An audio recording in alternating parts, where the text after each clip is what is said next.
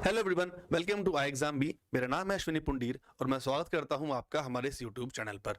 तो मेरे पीछे आप एक इमेज देख रहे हैं, एक फोटो देख रहे हैं। ये फोटो मैंने निकाला है कहां से? हमारा जो सेंट्रल वेयर हाउसिंग कॉर्पोरेशन है उसका जो होम पेज है, उसकी वेबसाइट पर अगर आप जाएंगे तो होम पेज है, ये वहां का फोटोग्राफ है। वहां का एक कटआउट है। और ये क्यों लगाया है मैंने? क्योंकि इसके पीछे भी एक खास बात है। आज ही क्या हुआ था, सुबह के टाइम एक इनका नोटिफिकेशन आया था, शॉर्ट नोटिफिकेशन था। उसमें उन्होंने कुछ वैकेंसीज के बारे में बताया था कि ये कुछ वैकेंसीज हैं, इसके बारे में हम अभी वैकेंसीज लेने वाले हैं। उसके कुछ ही टाइम बाद, 2 या 3 घंटे बाद ही क्या हुआ, इन्होंने उसको अच्छे से एक्सप्लेन कर दिया। मतलब जो शॉर्ट नोटिफिकेशन था उसको उन्होंने फुल डिटेल नोटिफिकेशन जो है वो आ गया था। और उसमें बताया गया कि किस तरह की भर्तियां हैं, कभी एग्जाम होने वाला है, क्या क्या उसकी डेट्स हैं, वगैरह वगैरह। तो उसमें एक पोस्ट है सुपरिटेंडेंट की, है ना, एक पोस्ट है सुपरिटेंडेंट जनरल की। तो हम इस वीडियो में बात करेंगे उस पोस्ट के जॉब प्रोफाइल के बारे में। अब जॉब प्रोफाइल के बारे में बात क्यों करनी है?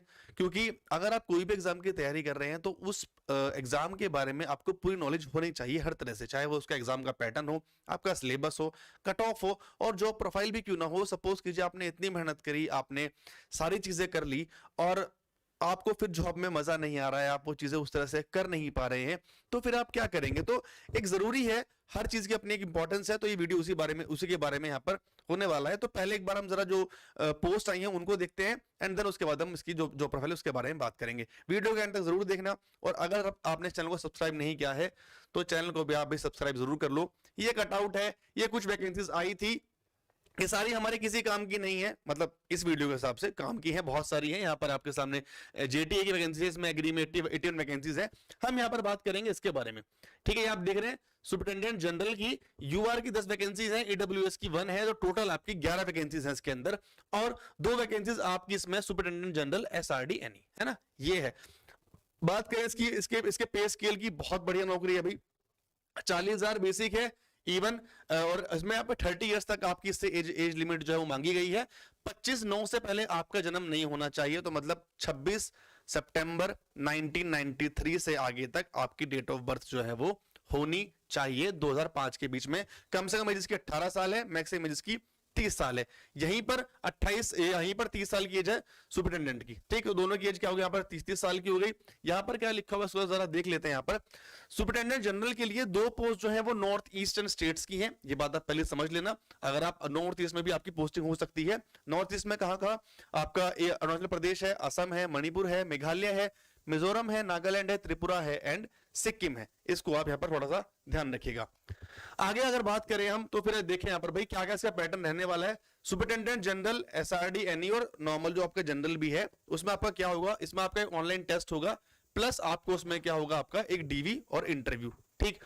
आगे अगर बात करें कब से फॉर्म स्टार्ट हो रहे हैं, फॉर्म स्टार्ट हो जाएंगे आपके 26 तारीख से, यानी कि कल से 26/8/2023, 24/9 आपके इसके फॉर्म चलेंगे। और फीस भी आपकी सेम डेट का यहां पर आपका दिया हुआ है। और आपको जो कॉल लेटर जो आपको मिलेगा, वो मिलेगा आपको एग्जाम से 10 दिन पहले। एग्जाम की डेट अभी नहीं आई है, बस एग्जाम का अभी क्या है हमारे पास, जो पैटर्न है और जो डेट है, बस खाली वो आई है कि कब से आप कब तक फॉर्म भर सकते हैं। चलिए बात करते हैं यहां पर एलिजिबिलिटी की। एलिजिबिलिटी बहुत जरूरी है। इसमें मांगे है आपसे पीजी, है ना। अगर आपने पोस्ट ग्रेजुएशन किया हुआ है तभी आप इस फॉर्म को फिल कर सकते हैं, अदरवाइज इस फॉर्म को आप फिल मत कीजिए। ये वीडियो आप यहीं से बैक कर सकते हैं अगर आपने पीजी नहीं किया हुआ है तो, ठीक है। पीजी मांगा है आपसे, यहां पर एक्सपीरियंस कुछ नहीं मांगा है, ठीक, कोई एक्सपीरियंस नहीं है। अकाउंटेंट का एक्सपीरियंस है 3 साल का, ओके। आगे बात करते हैं सिलेबस की, बहुत जरूरी है। सिलेबस के बारे में बात कर लेते हैं। रीजनिंग आएगी, इंग्लिश आएगा, डीआई आएगा, जनरल अवेयरनेस आएगा। टोटल 200 क्वेश्चंस आएंगे, 200 नंबर के। हिंदी इंग्लिश दोनों मीडियम रहेगा। टाइम का देखें तो रीजनिंग के लिए 50 मिनट, इंग्लिश के लिए 30 मिनट, डीआई के लिए 45 मिनट और जीए के लिए 25 मिनट। 2.5 घंटे का आपका पेपर है, 200 आपके सवाल हैं।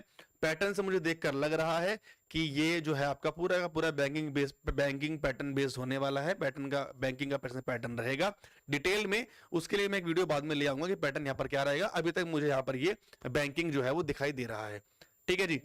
चलो अब अगर बात करें कट ऑफ का स्कोर तो वो वहां पर क्या है, 1:5, मतलब एक सीट पर 5 जो बच्चे हैं वो इंटरव्यू के लिए आगे जाएंगे।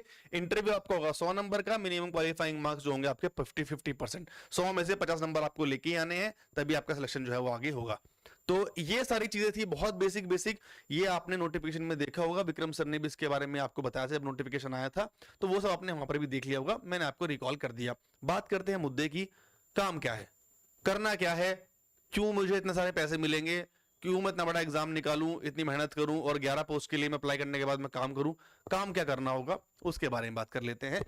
चलिए जी, कुछ यहां पर ये चीजें हैं जो आपको वहां पर देखनी पड़ेंगी एज अ सुपरिटेंडेंट, उसके बारे में बात करते हैं। वेयर हाउस बेसिकली जहां पर भी इसमें बेसिकली जो काम है आपका वो जाता है, आपका जो भी खाने पीने की चीजें जो हो रखी होती हैं, सामान जो रखा होता है, उससे कहीं ना कहीं जो ये इसका कनेक्शन है वो है जो है वो होता है।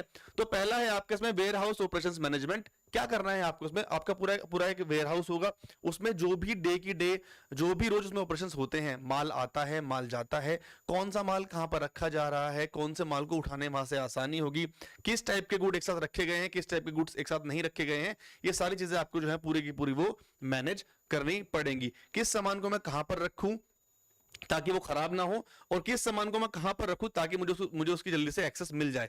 छोटा सा एग्जांपल, आप शॉपिंग करने जाते हैं किसी भी मार्ट में, कोई भी मार्ट आप उठा लीजिए, आपको पता होता है कि अगर मैं इस सेक्शन में जाऊंगा, या आपको नहीं पता, जो वहां के वर्कर्स हैं उनको पता होता है कि इस सेक्शन में पर्टिकुलरली मुझे नमकीन मिल जाएगी, यहां पर मुझे घर के सामान मिल जाएगा, यहां पर मुझे जो मेरा ये हार्पिक वगैरह, मतलब एक टाइप के सामान वहां पर अलग अलग जो है वो रखे होते हैं, एक सेक्शन बच्चों का है, एक सेक्शन लेडीज का है, इस तरह से वो पूरा का पूरा मैनेज करना वेयर हाउस वाला पार्ट। सेकंड आता है inventory control, implement inventory management to process to maintain accurate stock level and prevent overstocking of stock out. आपके वहां पर अब कितना सामान है, कितना सामान आपके जो वेयर हाउस में रखा गया है वो सफिशिएंट है, कितना सामान जो है वो आना चाहिए, ये सारी चीजें। रेगुलर स्टॉक, सामान को ट्रैक करना, कितना सामान आज बाहर निकला, कितना सामान आज नया गया, वो थोड़ी अंदर की चीज होगी, पर ये सारे काम आपको करने पड़ेंगे। ये नहीं कि आपको एक एक मतलब मैं नहीं बोल रहा कि आपको सारे करने पड़ेंगे, बट कुछ भी इसमें से आपको काम उठा के जो है वो पकड़ा दिए जाएंगे, ठीक है जी। उसके बाद ऑडिट करना, कौन सी चीज कब आई, कितनी चीजें कम है, ठीक है, ये सारी चीजें फाइन, ओके। डेटा की एक्यूरेसी करना, इन्वेस्टिगेट करना रूट कोज को, ठीक है, और उसको ठीक करने के लिए हम क्या क्या उसमें एक्शन जो है वो ले सकते हैं। आगे चले, लॉजिस्टिक्स कोऑर्डिनेशन, मतलब आपके यहाँ सामान कैसे कैसे आ रहा है, किस तरह से आपके यहाँ सामान पहुंच रहा है, ट्रक्स में आ रहा है, ट्रेन में आ रहा है, बहुत चीजें। आपने मालगाड़ी देखी होगी, मालगाड़ियों में ये सारे सामान तो जाते हैं, चाहे वो गवर्नमेंट के हो चाहे वो प्राइवेट के हो, है ना। तो लॉजिस्टिक्स क्या होता है कि आपको जो पूरा प्रोसीजर है कि हमें किसको ठेका देना है ना, कौन कौन हमारा सामान लेकर आ रहा है, कौन सी गाड़ी हमारा सामान लेके आई, कौन सी गाड़ी किस टाइम पर आएगी, कौन सी गाड़ी कब निकलेगी यहाँ से बाहर, ठीक है, वो हो गया आपका लॉजिस्टिक्स वाला पार्ट। नेक्स्ट आपका टीम लीडरशिप, ये तो भाई देखो बहुत बेसिक चीजें आपको करनी ही पड़ेगी, आपके अंडर बहुत सारे लोग काम करेंगे, पे लेवल आपका बहुत अच्छा है, तो उन लोगों को मैनेज करना, उनका एक लीडर आपको जो है वो बनकर रहना पड़ेगा, है ना। चलो आगे देखते हैं, क्वालिटी कंट्रोल एंड सेफ्टी। अब जो सामान आपने रखा है उसकी क्वालिटी अच्छी होनी चाहिए, उस सामान की आपको सेफ्टी भी रखनी है, सामान खराब ना हो। कौन सा सामान, मैं सपोज कीजिए बहुत टाइम हो गया कि सामान इकट्ठा हो जा रहा है, हुए जा रहा है, आपको अब देखना है कि कौन सामान को पहले निकालना है, ये भी आप देखोगे, क्योंकि अगर एक्सपायरी डेट भी होती है चीजों की, तो एक जो चीज पहले पहुंच गई वो तो वहां पर वो दबी रह जाएगी, तो उसको पहले निकालो, उसकी क्वालिटी देखो कि क्वालिटी जो है पहले निकल रही है, सेफ्टी देखो उसकी, वो खराब ना हो चीज, है ना। गोडाउन में बहुत सारी चीजें होती हैं, बिजली कहां पर है कहां पर नहीं है, कटआउट्स कहां पर लगे होते हैं, चूहे वगैरह बहुत चीजें होती हैं, है ना, बहुत सारी आपको यहाँ पर देखनी पड़ती है, ठीक। टू प्रिवेंट स्पॉइलेज और डैमेज, मतलब बेसिकली आपको क्या है कि कोई चीज खराब ना हो और कोई चीज डैमेज ना हो, उसके लिए आप क्या क्या मेजर्स ले सकते हैं।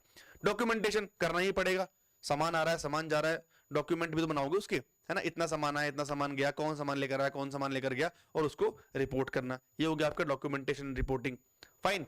आगे बात करते हैं प्रोसेस इंप्रूवमेंट की। अब आपने काम किया, आपको बोल देंगे यार इस डिपार्टमेंट में ना ये चीजें अच्छी नहीं हो रही हैं, इसको आप इंप्रूव करो, इसकी जो फंक्शनिंग है उसको हम स्मूथ कैसे कर सकते हैं, है ना। इंप्रूवमेंट आपसे वहां मांगा जाए कि जो प्रोसेस जो पूरा चल रहा है उसको आप कैसे इंप्रूव कर सकते हैं। नेक्स्ट है आपकी कस्टमर सर्विस।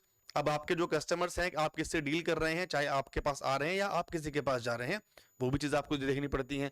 रेगुलेटरी कंप्लायंस, मतलब डॉक्यूमेंट्स, ठीक है, भारत सरकार के अंडर आप काम करेंगे, सिंपल सी बात है, तो भाई जो प्रॉपर डॉक्यूमेंट्स है कि इतना सामान आया इतना सामान गया, इसको आगे ले जाओ इसको पीछे ले जाओ, प्रॉपर जो डॉक्यूमेंट्स हैं आपको फिर अकाउंटेंट से मिलना पड़ेगा, आपको आपकी जो लीगल एडवाइस है आपको वो लेनी पड़ेगी, तो सारी की सारी चीजें आपको जो है वो करनी पड़ेगी। ये सारा काम आपका सुपरिटेंडेंट का होगा।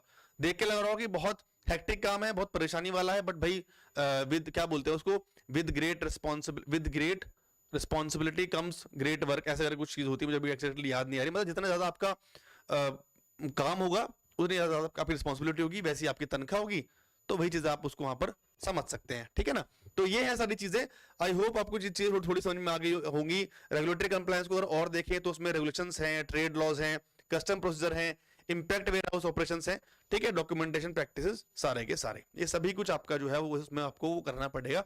ये आपकी जॉब प्रोफाइल होती है सुपरिटेंडेंट की, ये आपको वहां पर काम करना होगा। तो आई होप आपको थोड़ी चीजें क्लियर हो गई होंगी कि मुझे मेरा क्या काम है क्या काम नहीं है। कल से फॉर्म जो है इसके स्टार्ट हो जाएंगे, मतलब 26 तारीख से इसके फॉर्म जो स्टार्ट हो जाएंगे। ये वीडियो में आज ही बना रहा हूं जब ये नोटिफिकेशन आया है, तो इसलिए मैं बार बार जो मैं कल बोल रहा हूं। तो 26 तारीख से आपके जो फॉर्म्स हैं वो स्टार्ट हो जाएंगे, तो फटाफट से फॉर्म को फिल कर दो। अगर आप बैंकिंग एस्पिरेंट है तो बहुत अच्छी बात है, आपका सिलेबस लगभग सेम होगा, बस आपको एग्जाम देना है, उसके बाद आपका डीवी है और आपका इंटरव्यू है, और कुछ भी नहीं करना। तो तैयारी में लग जाओ, बहुत बढ़िया नौकरी है, बहुत अच्छा पे स्केल है, 55-60 के आसपास आपको जो सैलरी जो है वो इन हैंड जो बहुत आराम से मिल जाएगी इसमें। उसके ऊपर बाद में हम और वीडियोस में बात कर लेंगे। अभी जॉब प्रोफाइल आपको क्लियर हो गई हो तो कमेंट बॉक्स में लिख देना। कोर्स के रिगार्डिंग आपको कोई भी क्वेरी हो तो भी आप नीचे लिख दीजिए। अगर कोर्स आपको उसका करना है, पढ़ना है हमसे, तो हमारे साथ एग्जाम के साथ यू कैन प्रिपेयर 50% फास्टर। तो यही था मेरी तरफ से इस वीडियो में। मिलते हैं फिर कभी किसी और वीडियो में, तब तक अपना ध्यान रखिए, अच्छे से पढ़ाई कीजिए, और इस चैनल को सब्सक्राइब कर देना और इस वीडियो को मैक्सिमम शेयर कर देना। तो फिर thank you so much and have a good day.